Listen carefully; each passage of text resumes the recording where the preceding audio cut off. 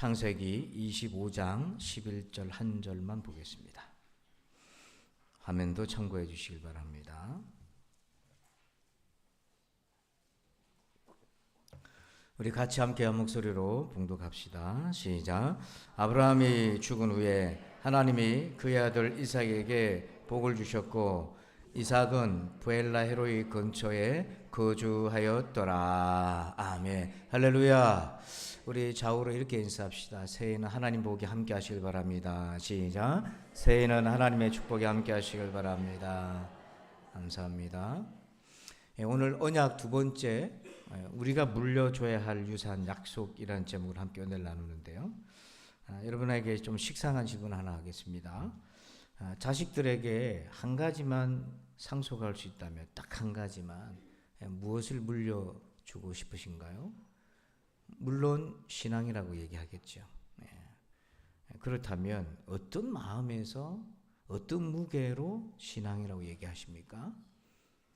여러분 신앙을 물려준다 했을 때 거기에는 어떤 여러분들의 간증이나 스토리가 있습니까? 거기에는 어떤 여러분들의 진실성이 묻어 있나요? 오늘 본문 11절에 보니까 아브라함이 죽은 후에 하나님이 그의 아들 이삭에게 복을 주셨고 라고 했어요. 이삭이 복을 받은 이유는 딱 하나밖에 없어요. 그가 약속의 자녀이기 때문이었습니다. 즉 하나님과 언약을 맺었기 때문인 거예요. 그러니까 하나님의 약속 안에 이삭이 있었기 때문입니다. 오늘 저와 여러분이 복을 받을 수 있는 유일한 조건은 딱 한 가지입니다. 예수를 믿어서 하나님의 자녀가 되어서 하나님의 약속 안에 있다는 것이에요. 이것이 유일한 이유인 겁니다. 그래서 우리는 자녀들에게 또 오늘 우리 자신들에게도 만약에 물려줘야 된다면 이 약속이고 우리가 만약에 소중하게 붙잡아야 될 한 가지가 있다면 바로 이 하나님의 약속인 거죠. 자, 그러면 이 약속에는 어떤 의미가 있는가? 오늘 이삭을 통해 세 가지로 한번 보고자 합니다. 자, 첫 번째는요. 1번 제목을 같이 한번 읽어봅시다. 시작. 약속의 현실을 경험하다. 자, 이 말이 무슨 말이냐면 약속이란 건 참 깨지기 쉬운 거라는 거예요. 아브라함이 당시 머물렀던 지역에 실세였던 아비멜렉이라는 족속의 왕이 있었는데요. 근데 이 아비멜렉과 언약을 맺습니다. 아브라함과. 그래서 아브라함이 아비멜렉 관할 아래에 거주하게 되면서 서로 상호 불가침 언약을 맺습니다. 그래서 그 지역이 지금의 팔레스타인 지역이 되는데요. 그때 23절에 이렇게 이제 언약을 맺어요. 그런즉 너는 나와 내 아들과 내 손자에게 거짓되이 행하지 아니하기를 이제 여기서 하나님을 가리켜 내게 맹세하라. 내가 내게 후대한 대로 너도 나와 네가 머무는 이 땅에서 행하여 보이라. 자, 이렇게 서로 자손들까지 약속을 잘 맺고 후대한 대로 서로 화친하면서 서로 불가침의 조약을 맺습니다. 서로 맹세하라고 그래요. 그래서 31절에 두 사람이 거기서 서로 맹세하였으므로 그곳 이름을 브엘세바라 이름하였더라. 그 지명 자체도 약속의 땅인 브엘세바라고 이름을 아예 지었습니다. 아브라함이 맺었던 굉장히 중요한 약속이었어요. 당대뿐만 아니라 후손들까지도 평화롭게 지내자는 그런 약속이었는데 결과적으로 어떻게 됐습니까? 아브라함이 죽고 난 뒤에 이삭의 때에 와가지고 이 약속은 깨져버려요. 그래서 18절에 보니까 그 아버지 아브라함 때에 팠던 우물들을 다시 팠으니 이는 아브라함이 죽은 후에 블레셋 사람이 그 우물들을 메웠습니다. 우물을 메웠다는 것은 약속을 파기했다는 거고 이삭을 사지로 내몰았다는 얘기인 겁니다. 약속이 너무 쉽게 깨져버렸어요. 우리가 살면서 이런 경험을 얼마나 많이 합니까? 서로 약속을 했지만 지킬 수 없고 깨져버리고 그래서 인간은 신의를 잃고 가장 깊은 배신의 상처를 안고 살아가고 있지 않아요? 그 약속이 깨져버린 이 현실을 이삭이 경험한 거예요. 그런데 여기서 진짜 약속의 현실을 이삭이 경험합니다. 바로 사람 간의 약속이 깨져버린 그 준엄한 현실 속에서 하나님의 약속의 현실이 무엇인가를 경험하게 된 거죠. 16절에 보니까 아비멜렉이 이삭에게 이르되 네가 우리보다 크게 강성한 즉 우리를 떠나라. 그러니까 아비멜렉이 이삭을 쫓아버렸어요. 내쫓아버렸습니다. 우물을 덮고 쫓아버렸어요. 광야에서 우물은 생명줄인데요. 그걸 막고는 쫓아버려서 이삭이 더 이상 광야에서 생존하기 어렵게끔 해버렸습니다. 자, 그런데 그런 이삭에게 어떤 일이 일어나기 시작했습니까? 19절 보니까 이삭의 종들이 골짜기를 파서 샘 근원을 얻었더니, 샘을 팠더니 우물을 얻게 됐어요. 그런데 또 쫓겨납니다. 21절에 또 다른 우물을 팠더니 그들이 또 다툼으로 그 이름을 신나라 하였으며, 다투고 쫓겨납니다. 또 22절에 이삭이 거기서 옮겨 다른 우물을 팠더니 그들이 다투지 아니하였으므로 그 이름을 르호봇이라 하여 이르되, 이제는 여호와께서 우리를 위하여 넓게 하셨으니 이 땅에서 우리가 번성하리로다 하였더라. 그리고는 이삭이요 브엘세바로 올라가서 또 우물을 팝니다. 거기 25절에 이삭이 그곳에 제단을 쌓고 여호와의 이름을 부르며 거기 장막을 쳤더니 이삭의 종들이 거기서도 우물을 팠더라. 그래서 파는 데마다 우물이 나오기 시작했어요. 그래서 이삭이 망하지 않고 생존할 수 있게 되었습니다. 그런데 이걸 옆에서 감시하고 있었던 아비멜렉이요, 그걸 계속 따라오면서 감시를 했었는데 결국 아비멜렉 입에서 이런 고백이 나와요. 자, 28절 여러분들 한번 읽어주실까요? 시작.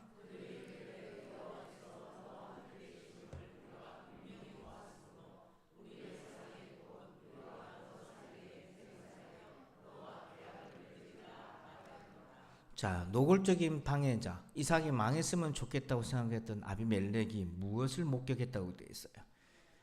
여호와께서 너와 함께 계심을 우리가 어떻게 봤어요? 하나님이 어떻게 이삭과 함께 하셨어요? 우물을 파는 데마다 우물이 나오는 거예요. 그게 생명줄인데 그게 나오기 시작하는 거예요. 그러니까 이 아비멜렉이 보기에도 이해가 안 되는 거예요. 어떻게 가는 데마다 우물이 나올 수가 있나?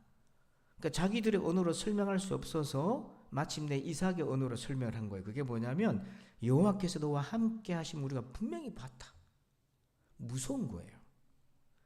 그래서 이 아비멜렉 족속들이 따라와가지고 우리랑 다시 언약을 맺자고, 언약을 갱신하자고 자기들이 먼저 쫓아옵니다.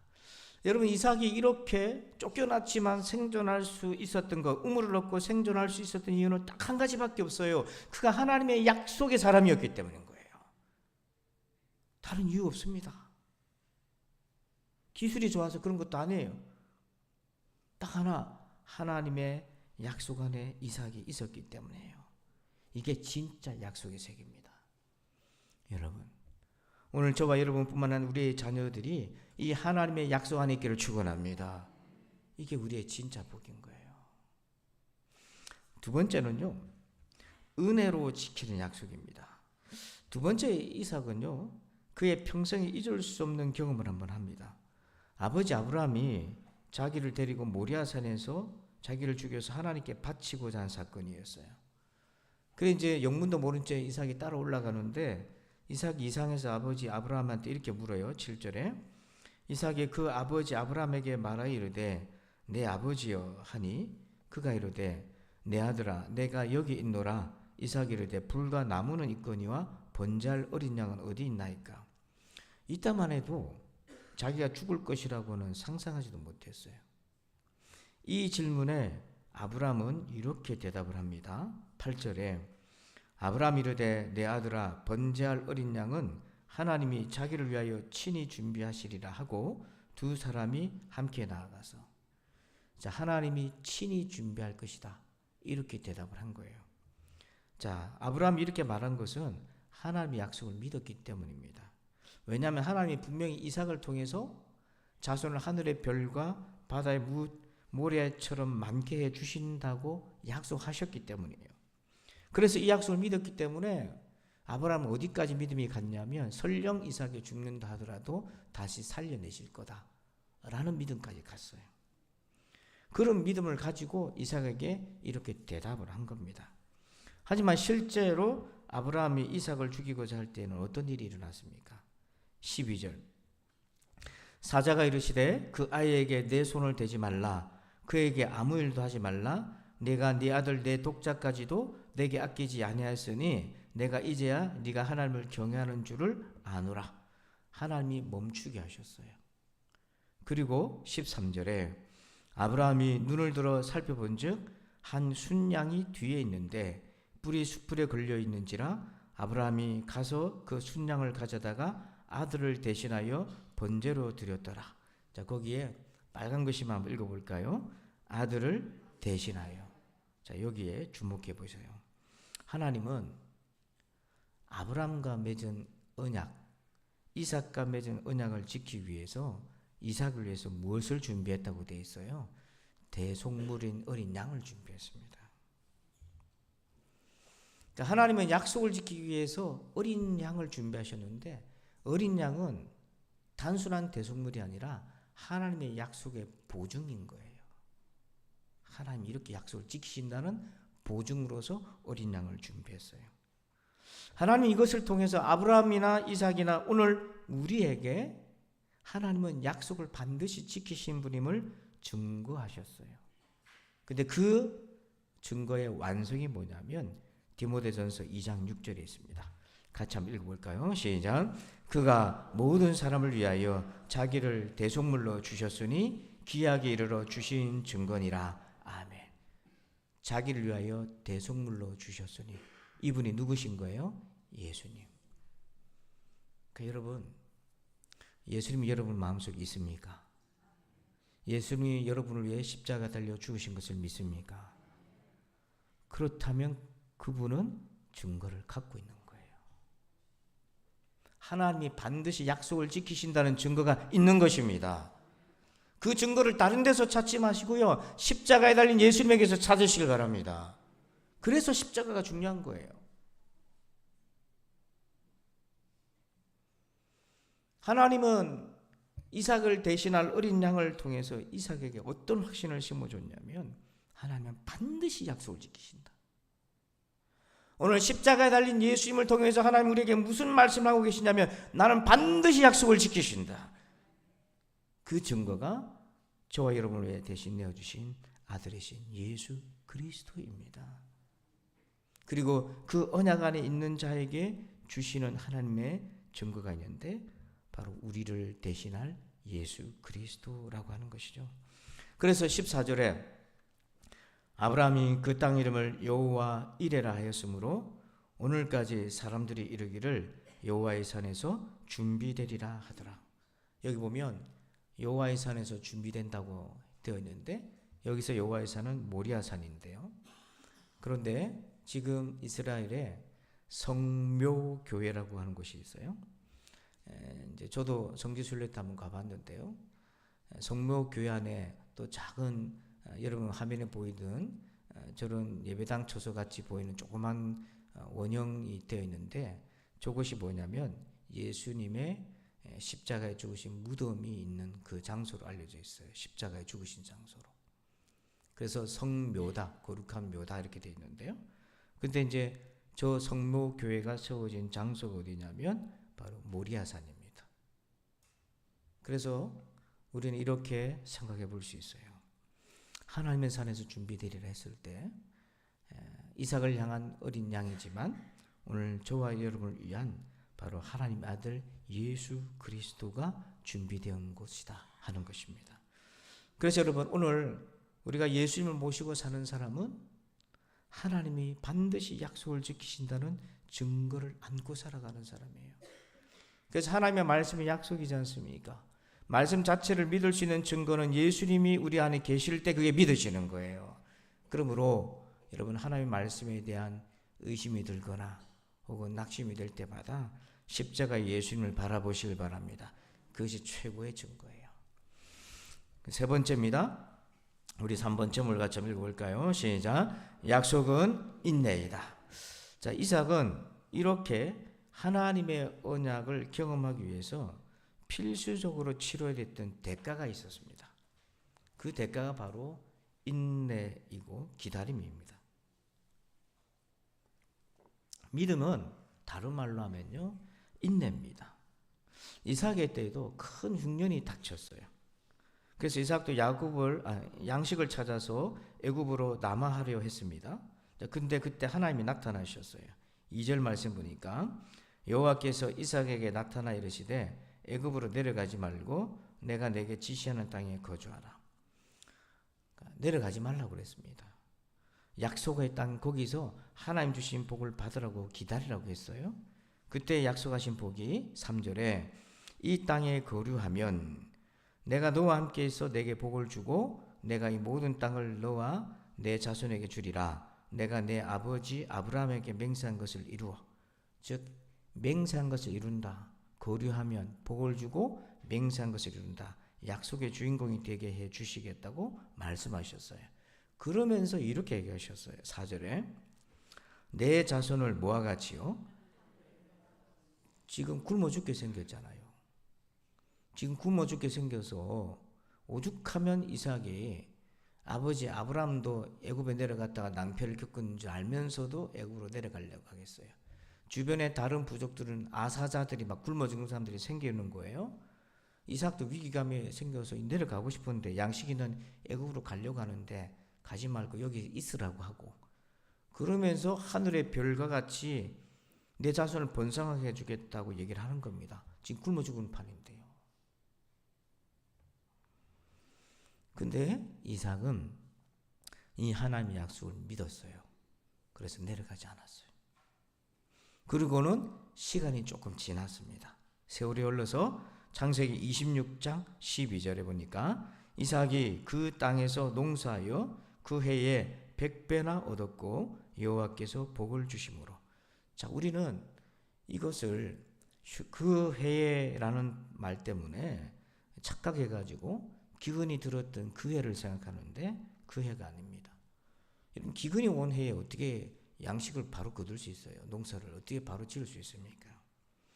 자, 여기에는요, 하나님이 약속하신, 기근의 때 약속하신 것과 지금 100배의 소출 거둔 이 사이에는 긴 시간이 필요했어요. 자, 우리 8절 봅시다. 8절 같이 한번 읽어볼까요? 시작.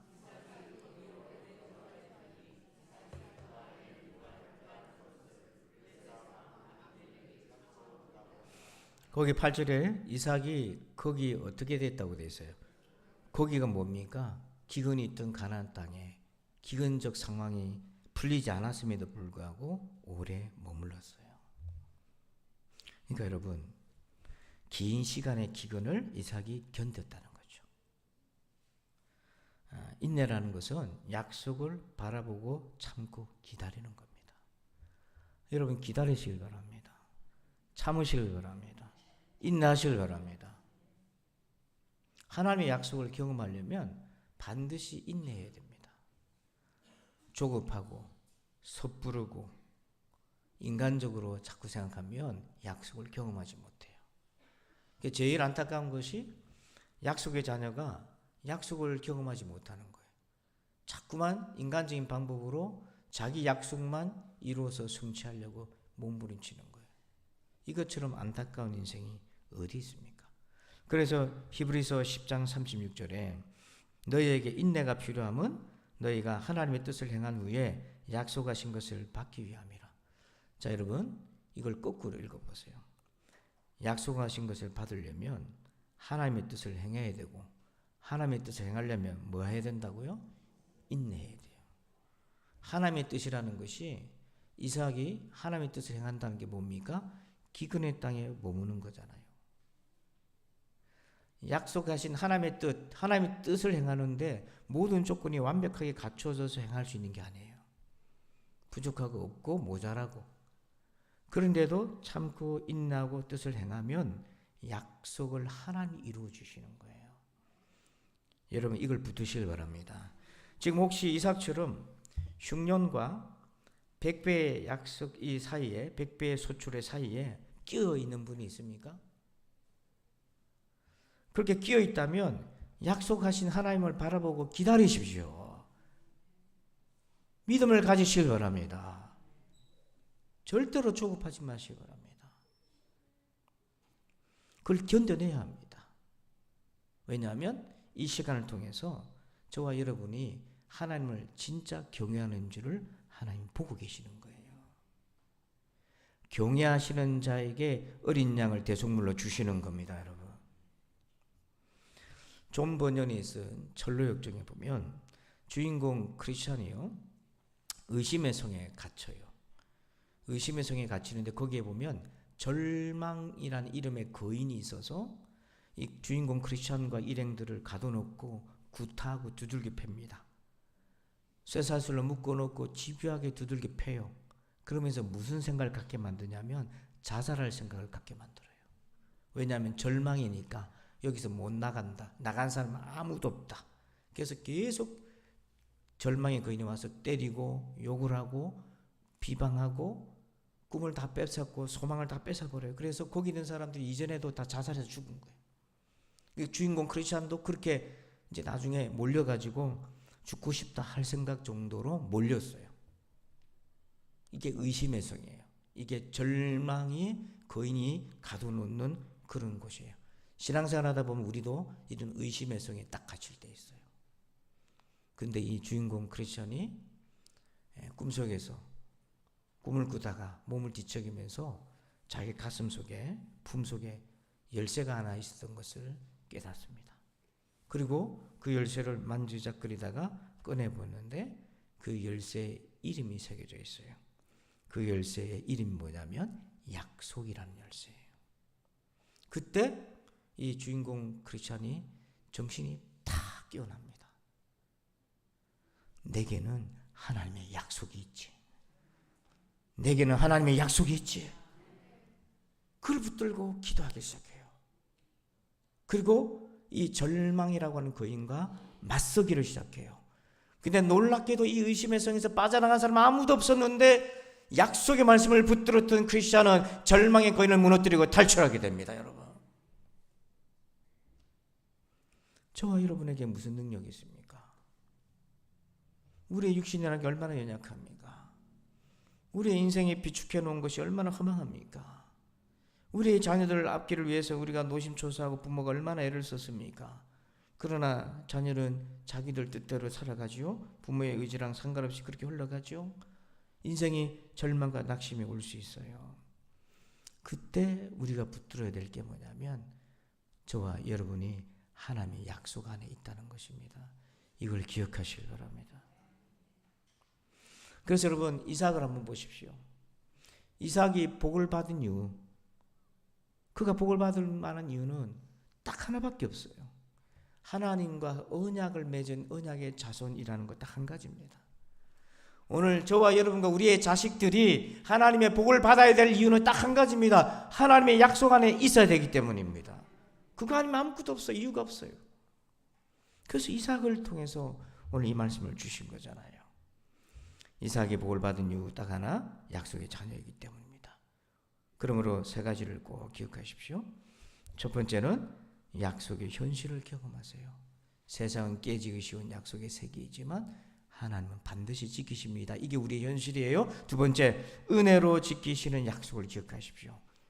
하나님 반드시 약속을 지키시는 증거로 어린 양 예수 그리스도를 주셨다는 것이요. 그리고 세 번째, 약속은 인내입니다. 기다리십시오. 기다리십시오. 기근이 왔다고 도망가지 말고, 사업 안 된다고 도망가지 말고, 어렵다고 예수 모른 척하지 말고 기다리세요. 기다리면 하나님이 지켜주십니다. 기도합시다. 하나님 감사합니다. 오늘 이 말씀을 받습니다. 이삭이 복을 받은 이유는 딱 한 가지, 그가 하나님의 언약의 자손이었기 때문인 것을 봅니다. 오늘 사랑하는 우리 모든 성도들이 이 이삭의 삶을 되돌아보면서 우리도 하나님의 언약 안에 있게 하여 주시옵소서. 그래서 아버지, 우리의 자녀들 또한 하나님의 약속 안에 있게 하여 주시옵소서. 그래서 오늘도 하나님 주신 그 귀한 은총 안에 머물며 거기에서 안식하게 하여 주시옵소서. 예수님의 이름으로 기도하옵나이다. 아멘. 우리 다 함께 자리에 일어나실까요? 자리에 일어나셔서 우리 앞뒤 좌우로 서로 인사합시다. 하나님의 약속 안에 있읍시다. 소리 인사합시다. 하나님의 약속 안에 있읍시다. 성령 1장 찬양 드리겠습니다.